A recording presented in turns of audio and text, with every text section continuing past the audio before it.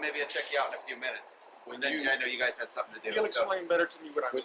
When you came over here wanting us to sign a petition, it made me think of a few questions. So I want to know, what's your nationality on your father's side before I... My father's side, oh gosh, it's so mixed. It's mixed European. Your father and your father's father. That way we could cut out some of the idea of mixture. Like, what does that line follow? What's your father and your father's father? There's a French Canadian. French Canadian. Yeah. Okay. That's sort of the predominant on that side. So the Irish on the other. Okay. So we got police officers, the original police officers I mean in the audience, right? AKA the men that went and caught the slaves when they ran away. And then we got the French Canadian. Isn't that the party that was responsible for conquering the natives that were up there in Canada before you guys came? Probably. But you want us to sign a petition for what's going on in China, and I wanted to ask you, what are you doing to reverse what's going on amongst the blacks, the Hispanics, and the Native Americans? Like, why should we take any interest in what's going on in China when you guys have yet to clean up the mess that you created over here? So I don't have a direct answer for that, other than I think within. Well, the direct answer would be, what have you done? So that. My thing is this: everybody that I come in contact to, regardless of what their race is, I just try to treat them like we're all the same. So I don't look at it like, hey man, you're this race, so you take it like you're this race, so I want to treat you differently. I feel like the best thing that I can do in the world for anything that has been done wrong in the past is be a good example right now, going forward, and also for my kids too. Show that example, live that example, show that I'm in this world, that I will treat everybody the same. I'll align with anybody who wants to work with me, and I'll back up anybody who who's in a good position, or like, hey, they need help, or if they're at work and like you're getting treated poorly, maybe it's due to race. Well, they're doing the right thing. I'm going to back them up. Why? Because it's the right thing to do. You got to do what's right because it's the right thing to do. So let me not lose you. Yeah. So you acknowledge that there's a mess, and your way of contributing to bettering that is by treating everybody the same? So I look at the things that have gone on. I know that there's a history with things that have happened, especially I've worked. One of my friends, he retired. He told me a lot of what it was like to grow up in Alabama being black. He's about 60 now. He gave me a lot of detail about the things that he had gone through. And actually it hurt to hear his story, the fact that he was treated poorly by other people just because he was black. Seriously? Seriously? I mean, to me, I look at us as all creation of the divine. So because you're from the divine, we all come from the same, like, cosmic universe, if you will. And so why, knowing that you were created also by the divine, why would I even think about that? Why would I even treat anybody like that? To me, it doesn't make any sense. I mean, we could touch on that, but that's more of a philosophy. But I guess what I'm saying is that philosophy is also a guiding light for me, because it's like I look at that and it breaks. If there's anything passed on to me culturally that was negative, that says, oh man, hey, this guy right here, be against him. To me, this is like, this glass that open, it says, man, everybody should be treated with compassion and understanding. And so everybody that you come in contact with, treat them that way, because they deserve that. They are a sentient being as you are too. So show that kindness. The compassion is for everyone. It's not just for certain people. So it's more so just about being kind. This is not an attempt to rectify the mess that you're glorifying. I think the best. Yes or no? So compassion can change wherever it is. Where we are, the best thing I can do about anything that's happened before is be the best person I can right now to everybody. To everybody. Yeah. So this is my problem with your argument. Yeah. I'm trying to clarify with you what exactly you're saying. What it sounds like you're saying is that you want to lay out equality to kind of just make sure that you're not continuing the problem. What I've asked you is what you're doing about cleaning up the problem. So not going forward, what do you, like, because before you go forward, sometimes it's best to clean up what is left behind, right? Even with construction, on a construction site or with a demolition site, before the construction, you have to clean up the debris before you start to build. Otherwise, you're going to mess with the balance of the structure that's coming. You're going to make it so that the environment that you're building on isn't conducive to a sound structure, right? So I'm asking you, what are you doing to clean up? It's not a trick question. You're doing something about it or you're not, but that's what I'm trying to find out. I think that is cleaning things up. Okay, so let's So talk. I don't agree with your point, because here's my point is this. My point is that the best point forward is right now, and the best sermon is an example. And if everybody sees me as that example, then, and if I'm a good person, then other people look at that as good behavior too, and they go, hey, you know, we like this guy. He cares about everybody. And they begin just to, if everybody started just from there right now, going forward, just that, this stuff's gone. It doesn't exist. If everybody just operates that way, it's over. It's over. There's no, everybody has shined the light on it, because everyone's saying, hey, you know what? That's not right. Why would they treat me poorly? That makes no sense at all. Why would I do that? Why would I do that? Poorly. That's a different concept that we're discussing. The idea of poor versus good, that kind of steps outside of the realm of equality, creating an environment where everybody's equal. Poor, great, right? Equality is like this.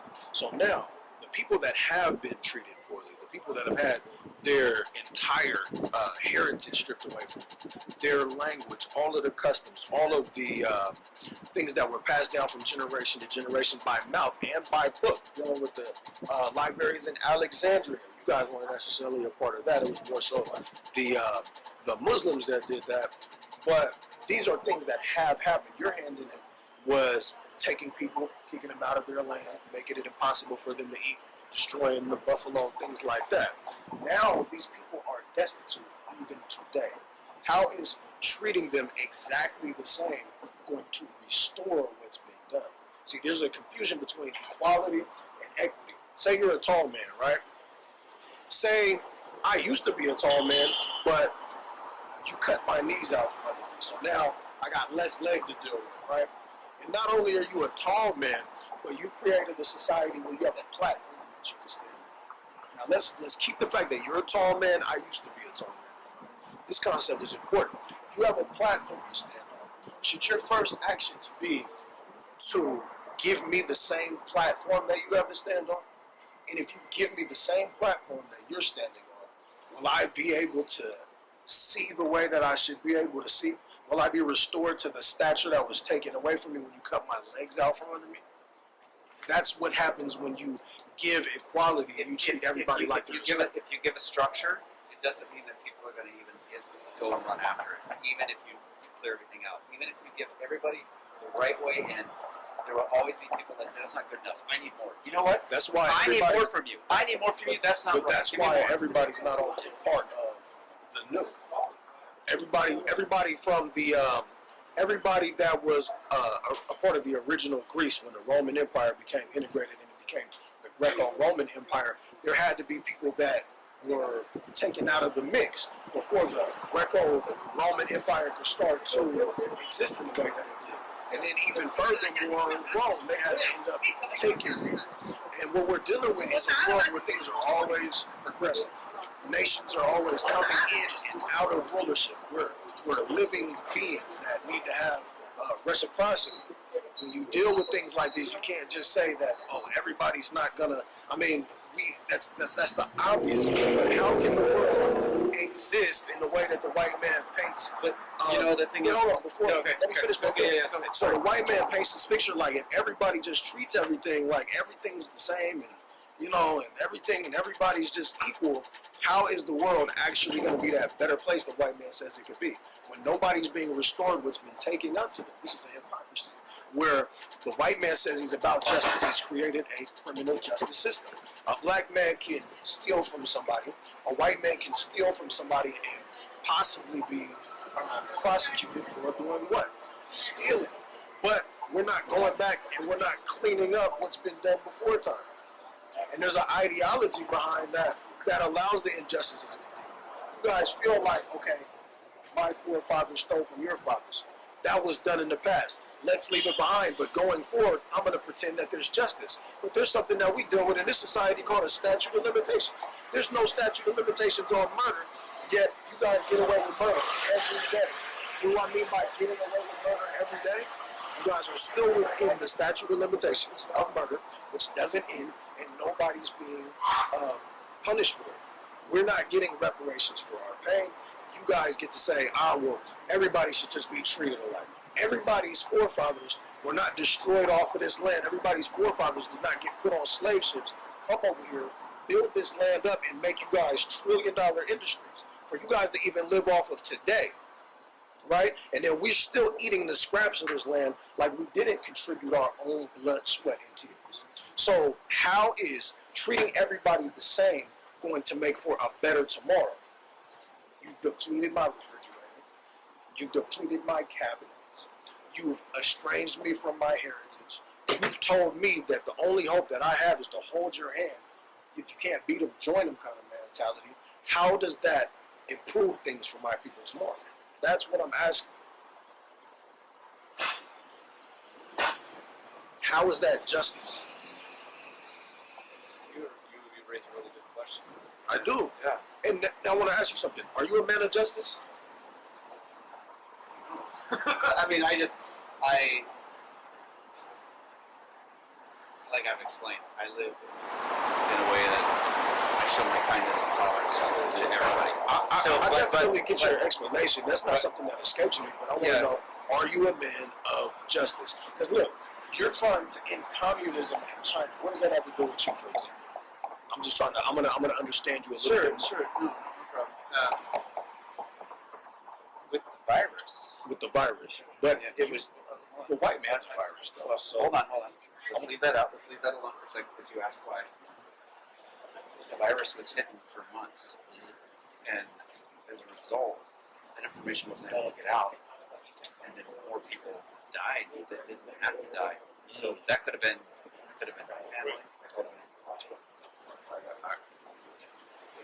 this is a good explanation. You know, So you're saying the virus was hidden by the Communist Party, so this kind of, and then they hid it, kind of creating like optimal amount of destruction by hiding it. Like, you know, the other thing too is I practice a meditation called Falun Gong, and I've been doing this for a long time in the Communist Party. Not only kills people that practice this in China, but harvests their organs. And you know, if your kidney goes bad, you need one. You can probably go to China and get it in 3 weeks. So these are the people that are the same faith as myself that are being killed, and I'm in a more comfortable environment. The least I can do is help with events like this, help to raise awareness. You know, I mentioned the other gentleman, our senator has finally supported human rights towards people that practice Falun Gong inside of China. It took such a long time to do that. And so this is a battle that I fight, and you know, you can't spend every moment fighting every type of battle. It's not possible. You're probably picking a certain type of battle that is close to you, that you have felt impacted by. that matters. It matters, exactly. And so this is one that you've taken on your life, and you know, you posed the question to me, hey, are you man of justice, are you this, are you that? And this is because this is something that you want to see rectified. From your perspective, you're like, hey, you know what, this is not right. We need to change this. And you, to use your words, I think you are trying to be a man of justice in this regard. No, period. Just in entirety. Justice is justice. Yeah, and I will be the first to admit that I can't fight possibly every battle. So the one thing that I can do is the battles that I'm not fighting is at the very least not add to them, and to go a little bit step further is to live by that example now, like I mentioned earlier, of that kindness, because there's only one me that can't do it all. That doesn't mean I don't want you or any of you guys nobody to get hurt. Why would I ever want to see anybody get hurt just because of the race? Just think about that for a second. I mean, like, I'm going to go against you because you're of a different color, you're of a different country, your ancestry is from a different nation altogether, and as a result, I'm going to go after you. That's just so stupid. I don't understand that mentality. I don't get it. Why would anybody do that? Why would anybody do that? That sentiment, I share that sentiment, right? But here's the problem. I'm going to bring this whole thing full circle. I'm going to recap and make sure that you understand this. You share a certain practice that people are being persecuted for practicing. And the communist hand in spreading the disease that's going around right now. That is a bone. That in entirety is the bone that you have to pick with the Communist Party. At this time. Okay. Yeah. Who brought smallpox over here and destroyed hundreds of thousands of people with smallpox? Was it the Europeans? I think so. And did they ever get payback? This was an essential part of conquering the natives of this land. You get to live here. You get to be in that comfortable space that you describe. When you consider what the Asians are going through that are living under the reign of the Communist Party. Yeah. So the reason that you're in this comfort zone, in this land, is because you brought smallpox over, right? Whatever reason that they had for releasing that disease, if they actually did, I would say, there had to be some reason in terms of warfare, right? Maybe a financial reason why they did what they did. But how hypocritical is it for you and your people to put a hand in something that's going on all the way up there for spreading a disease and persecuting people because of their practices when you're doing the same?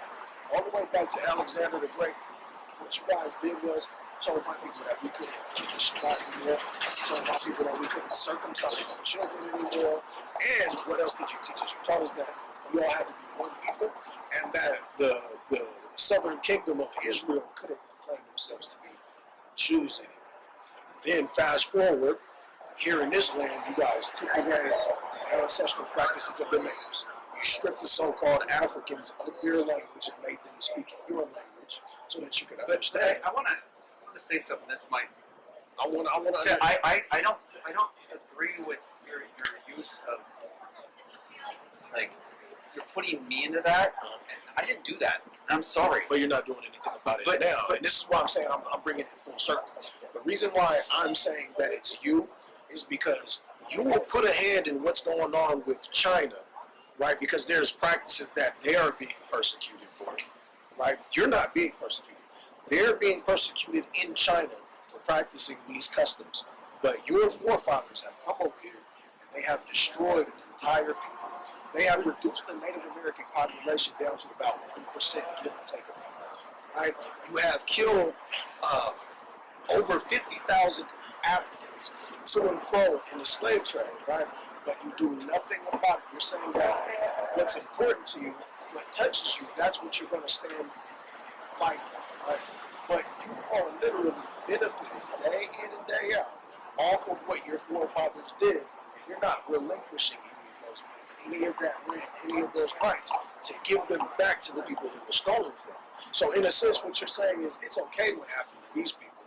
I only have a problem with the things that bother me. It doesn't bother you that your forefathers did these things. So what you're doing is actually, hold on, let me finish. And you can correct me if I'm wrong. Yeah. So essentially, what you're doing is sweeping what your forefathers did under the rug when it comes to justice, right? Right? When it comes to justice, you say you don't know if you can say you're a man of justice. I might agree with that, but what I'm trying to do is give you an opportunity to see what justice looks like. Here we go. If someone kicks you out of your house, throws a party, right? That's wrong. We can agree. So if someone kicks you out, throws a party, they're wrong for kicking you out, throwing a party. Now, the guests that will get to come to that party, if they know that people that you were kicked out of your house, aren't they equally as wrong for partaking in the refreshments, dancing, and music, and not trying to at least get you back in your house? Aren't they equally wrong? I know where you're going. I know where you're going, and I understand why you're asking that question, and I can actually feel your frustration. But are you going to answer the question? That's the question. Isn't that wrong? Yes or no? it's not like I'm going to stone you for telling the truth. Well, but we have to get out of this conversation. But the thing is also is that it's unfortunately it's not black or white. And why? But we're not talking about that. But no, but I'm not talking about race. I just mean like one way or the other. Right. It's not always one way or the other. And why is that? Because if you don't have a connection to that thing, if you don't feel it, if you don't understand it somehow, are you wrong? Okay, let me get this. So, in response to my question of if someone kicks you out of your house, throws a party in your house, invites guests over to your house, those guests know that you are kicked out of your house. It depends on if they're connected to it or not. But if we go with that, I mean, I'm asking you if that's what you're saying. no, but that's what it sounds like you're saying. What I'm saying, I'll clarify what I'm Yeah. saying. What I'm saying is that your forefathers kicked us out of our house, right? Not only did you kick us out of our house, but you threw a party in it, told all your friends to come over. Your friends knew what you did to establish a place for them to come meet up and party, right? So you in your form today, you would represent the guests that have been invited to this party. Your forefathers did it, right? You didn't do the kicking out, but you're in here partying and you know what happened to get it to where you have this place where you can come kick it and party, and where you can invite your children to come kick it and party. You are wrong for that, is what I'm saying. For not doing anything to say, look, party's over, people were kicked out of here, people lived here, they bought groceries not too long ago, we've eaten their groceries, we kicked their dog out, we've damaged their property, right? We're not going to go back to where we came from. You know, at some point, you did come to understanding that your forefathers were a part of inviting you to this party and only being able to do so by kicking people out of this house. That's what I'm saying. Now, you know that these things happen by your own admission. You know these wrong things have happened. What have you done to end the party and get these people back in the house? And this is what comes full circle. It talks about whether you're a man of justice or not. Yeah, so I just want you to admit that you're not a man of justice in that. well, I mean, To be honest, look, what we're doing is teaching that the so-called blacks, the so-called Hispanics, are the Israelites that the Bible speaks of, and that not only were we slaves at one time, but we were supposed to rule this world at and that we will in the future. But what's going to happen is there's going to be a righteous judgment from the Most High God that comes down on your people and the other nations that had a hand in our destruction. Look, Numbers 35 and 33 says, "Ye shall not pollute the land wherein ye are." And you guys have polluted this land. How did you do it? It says, "For blood is defiled the land, and the land that cannot be cleansed of the blood that is shed therein, but by the blood of him that shed it." Meaning there's no hypocrisy that you can do here. There's no sweeping it under the rug. There's no treating anybody as equals or signing a petition against the Communist Party in China being a goddamn hypocrite. Again, just to restate that, there's none of that you are going to do that's going to be able to change the fact that what went around has to come around for you guys. what goes around does come around, and I've actually experienced that firsthand myself. And I understood this principle pretty clearly. So When I started, well, hold on, You agree with please. You agree with let me talk, please. you agree with that principle? So let me explain. No. So no, you're not giving me the opportunity. You're right. You're right. I actually feel like I'm about to agree with you. I don't know if you're about to agree with me. Look, Isaiah 14, right? Because what goes around does come around. Revelation chapter 13 says that he that leadeth into captivity shall go into captivity, and he that killed with the sword must be killed with the sword. And since your forefathers are here, you're going to have to be the one to pay the piper. When somebody runs out on the tab and you're the one sitting there in the restaurant still, you have to pay the tab. And that could be the case. That could be the case. So Isaiah 14, I don't know when it's. I don't know what will come around or what will come around, but I agree with you. What comes around does come around. And if there's an injustice, it's set right. Why? Because my understanding is that in this universe, let me back this up. At a certain point, everything's going to get rectified. Yeah. And so you do believe that what goes around comes around. Yeah. You said Yeah. that makes sense. yeah, So are you just riding it out till the wheels fall off then? Because, you know, the Bible also says that blesses he that blesses thee and curses he that curses thee when it pertains to the children of Abraham and the children of Israel. So why not actually make an effort to reverse what your lineage is responsible for? In Buddhism, is there a such a thing as reincarnation? Yes. Okay, just making sure I understand that. So when you deal with reincarnation, this is a broadly Eastern philosophy, and there's different understandings on how it works.